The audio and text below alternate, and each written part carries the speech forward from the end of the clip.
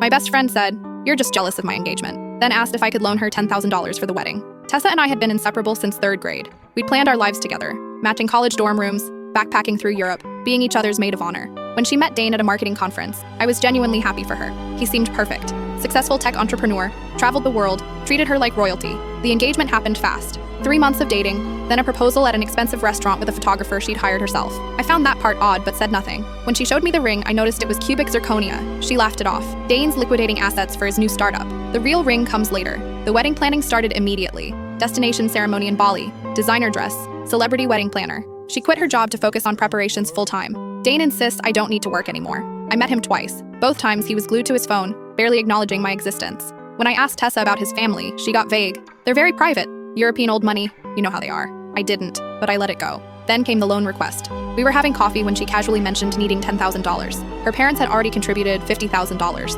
Dane's family was covering the venue, but she needed just a little more for the flowers and photography. "You'll get it back right after the honeymoon," she promised. Dane's investors are finalizing the deal. Something felt wrong. I asked to meet Dane properly, maybe grab dinner to discuss the loan. He's traveling, always traveling. That's what successful people do. I said I needed time to think about it. That's when her face changed. "You're just jealous because I found someone and you're still single." The accusation stung, but not as much as what followed. Over the next week, she sent increasingly desperate messages. The florist needed a deposit. The photographer was about to book someone else. If I was really her best friend, I'd help. I decided to do some research instead. I searched Dane's company name. Nothing. His LinkedIn was sparse, created 6 months ago with no connections. His social media showed him at luxury hotels and restaurants, but always alone. Never with colleagues, never at work events.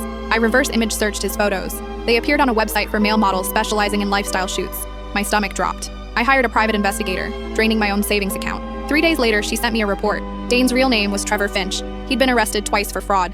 His method was targeting women through networking events, creating elaborate fantasies about wealth and international business, then convincing them to fund non-existent ventures. Tessa wasn't his first victim. She was his 5th. I showed her the evidence at her apartment. She sat on the couch, staring at the photos, the arrest records, the testimonies from other women. "He said he loved me," she whispered. "I know." We filed a police report together. When officers went to his listed address, they found it was a furnished Airbnb rented monthly. He'd vanished. Tessa moved back in with her parents. The shame was crushing. She'd announced the engagement on every platform, sent save the dates to 200 people. 6 months later, she called me. "They caught him," she said, "in Miami, running the same scam." I met her at the courthouse. Trevor looked smaller in handcuffs, his practiced smile finally gone. He was sentenced to 4 years.